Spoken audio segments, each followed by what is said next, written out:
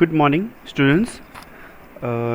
जैसा कि हमने ग्रुप पे डिस्कस किया था कि आपको कौन सा सब्जेक्ट ज़्यादा प्रेफरेबल रहेगा, सो मैंने RDBMS डेटा स्ट्रक्चर और ऑब्जेक्ट ओरिएंटेशन के बारे में पूछा था, राइट। नॉर्मली सबको इक्वल वोट्स ही आपने दिए हैं, सो आई थॉट हम तीनों सब्जेक्ट से ही जाते हैं।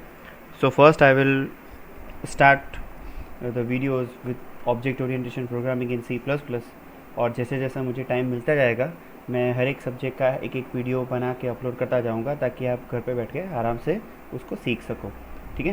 सो आज हम सबसे पहले देखेंगे object oriented programming in C++। Okay, let's begin.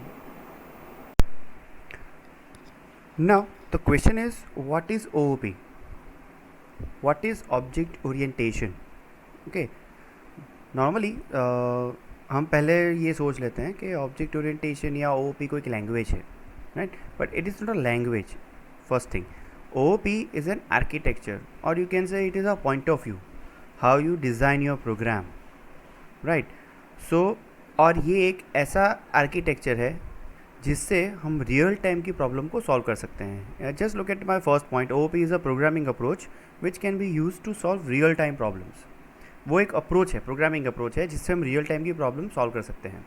Normally हम बहुत सारे रियल टाइम की प्रॉब्लम फेस करते हैं, और as being in a computer science हम उस सारी प्रॉब्लम्स को ऑब्जेक्ट ओरिएंटेशन के ज़रिए प्रोग्रामिंग करके सॉल्व करते हैं।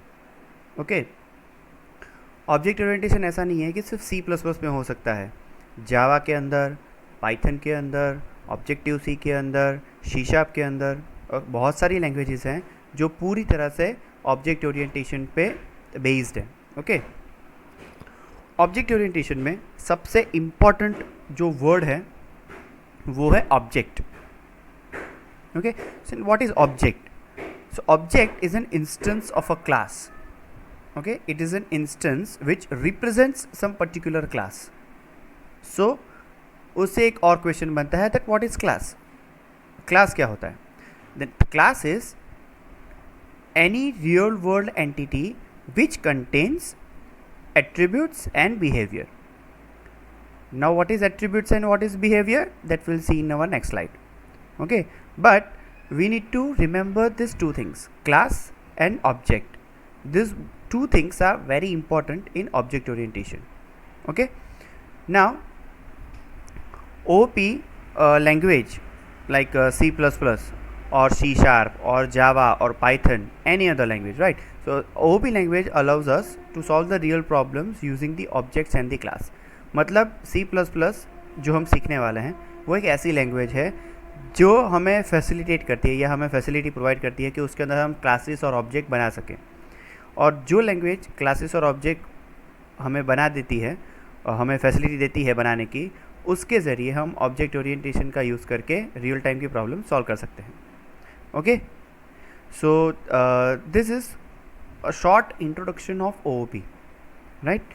ऑल्दो इसमें बहुत सारे पॉइंट्स डिस्कस करने बाकी हैं, राइट, बट अभी के लिए जो हमें इम्पोर्टेंट चीज़ समझनी है वो है ऑब्जेक्ट और class. Okay, okay, so an example, let's start with the simple example with car. Okay, so here you can see I have a class named car. Okay, car का एक क्लास है। Okay, और इस side पे आप देख रहे हो A, B, C, and D, ये चार जो कार्स हैं, अलग अलग कार्स हैं, ये ऑब्जेक्ट हैं। ओके, सो यहाँ से आपको क्लियरली ये पता चलेगा कि क्लास और ऑब्जेक्ट में क्या डिफरेंस है या एग्जैक्टली वो क्या होता है। ओके, हर कोई चीज़ जिसके कुछ एट्रीब्यूट्स होते हैं या कुछ बिहेवियर्स होते हैं वो एक क्लास बनती है।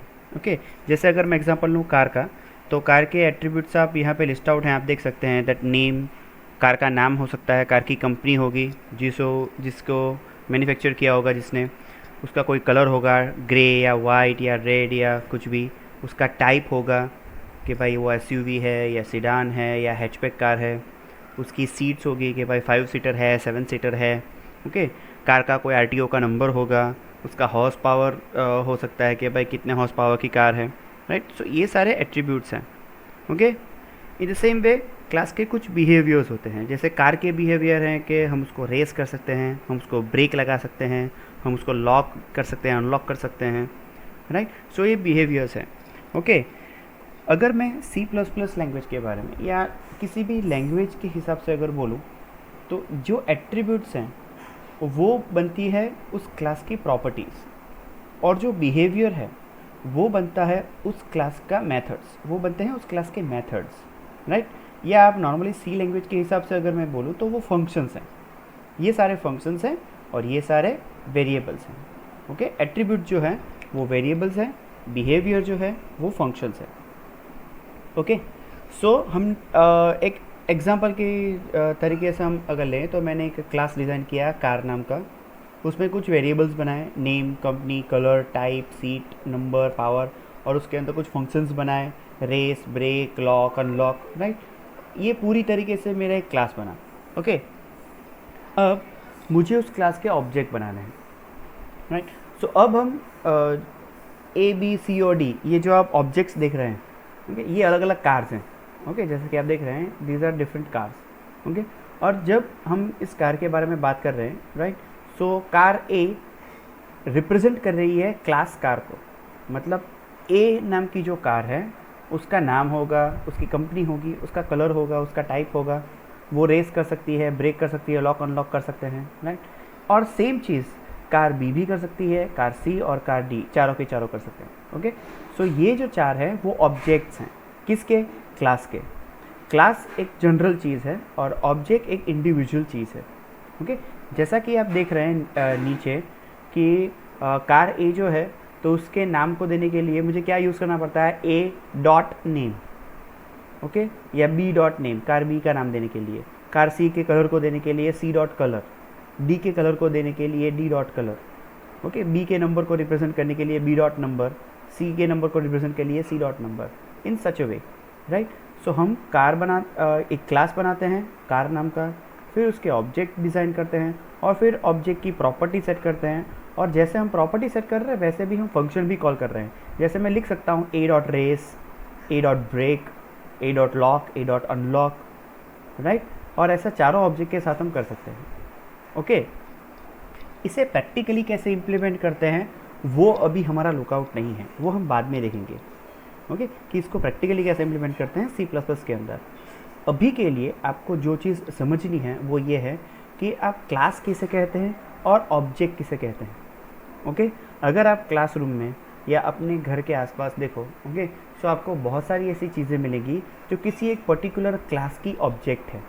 ओके, जैसे अगर आप फ़ैन देखते हैं, ओके, सो फ़ैन की एक क्लास है, एक फ़ैन एक क्लास है, राइट, जिसका नाम होगा, जिसकी कंपनी होगी, जिसका कलर होगा, जिसकी स्पीड होगी, राइट, जिसका मोटर टाइप होगा।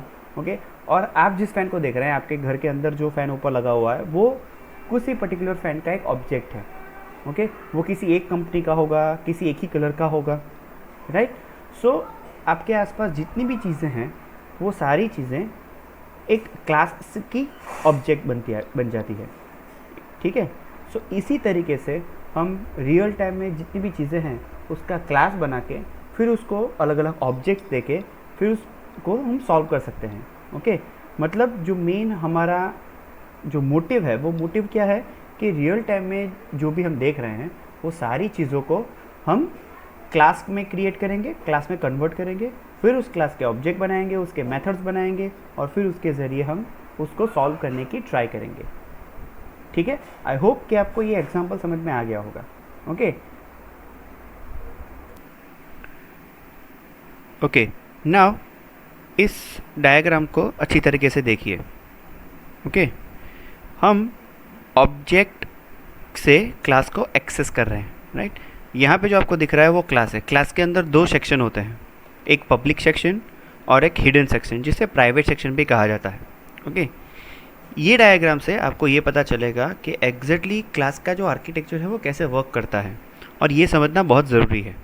ओके, अगर आप प्रॉपरली ऑब्जेक्ट ओरिएंटेड प्रोग्रामिंग करना चाहते हैं तो आपको ये चीज़ समझना बहुत ज़रूरी है कि क्लास, क्लास के ऑब्जेक्ट और क्लास के अंदर जो भी चीज़ आप बनाते हो वो आप किस तरह से उसे एक्सेस कर सकते हैं। ओके, यहाँ आप एक सिंपल चीज़ देख रहे हो कि यहाँ पे मैंने दो गेट बनाए, दो एरोज आपको देख रहे होंगे, वो मेरे दो गेट हैं। ओके, ऑब्जेक्ट जो है उसके बाजू में मैंने क्लियरली मेंशन किया हुआ है that can access public section only.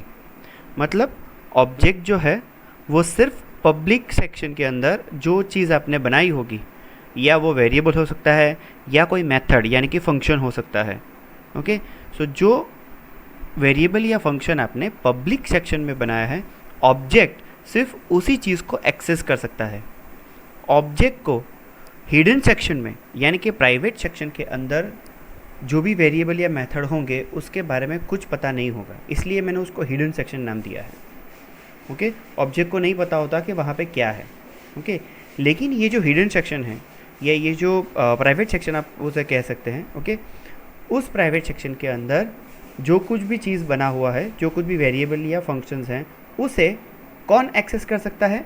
Public section के अंदर जो चीज़ है वो। ओके, आई थिंक थोड़ा समझने में थोड़ा आपको कन्फ्यूजन हो रहा होगा। ओके, बट आपको एक सिंपल चीज़ याद रखनी है कि ऑब्जेक्ट पब्लिक सेक्शन को एक्सेस करता है और पब्लिक सेक्शन हिडन सेक्शन को एक्सेस करता है, ताकि ऑब्जेक्ट और हिडन सेक्शन के बीच में गैप रहे और ऑब्जेक्ट को ना पता चले कि हिडन सेक्शन में क्या चीज़ है। ओके, सो ऑब्जेक्ट के लिए पब्लिक सेक्शन का गेट खुला हुआ है और पब्लिक सेक्शन के लिए हिडन सेक्शन का गेट खुला हुआ है। ऑब्जेक्ट कभी भी हिडन सेक्शन के वेरिएबल को एक्सेस नहीं कर सकता। ओके, मैं दोबारा ये कहता हूँ कि इसे प्रैक्टिकली कैसे इम्प्लीमेंट करना है वो अभी हमारा लुकआउट नहीं है। ओके, जब मैं आपको दिखाऊंगा तब आप समझोगे कि वो प्रैक्टिकल इम्प्लीमेंट करना बहुत इजी है, राइट? लेकिन कॉन्सेप्ट समझना ज़रूरी है, राइट? और ये जो आर्किटेक्चर है that an object can access the public section of the class and the public section can access the hidden और private section of the class, ये जो फ्लो है और ये जो आर्किटेक्चर है, इसकी वजह से ऑब्जेक्ट ओरिएंटेशन के जो मेन फीचर्स हैं वो हमें मिलते हैं। Okay, just like data hiding, abstraction, encapsulation, inheritance और मैसेज पासिंग। इसके अलावा भी बहुत सारे ऐसे फीचर्स हैं ऑब्जेक्ट ओरिएंटेशन के जो हम यूज़ करेंगे, प्रैक्टिकली हम उसको यूज़ करेंगे और थियोरेटिकली भी हम उसको समझेंगे। ओके, लेकिन ये सारे जो फीचर्स हैं वो फीचर्स किस वजह से हमें मिल रहे हैं? यहाँ पे जो आर्किटेक्चर मैंने दिखाया है उस वजह से कि भाई ऑब्जेक्ट सिर्फ पब्लिक सेक्शन को एक्सेस करता है और पब्लिक सेक्शन हिडन सेक्शन को एक्सेस करता है।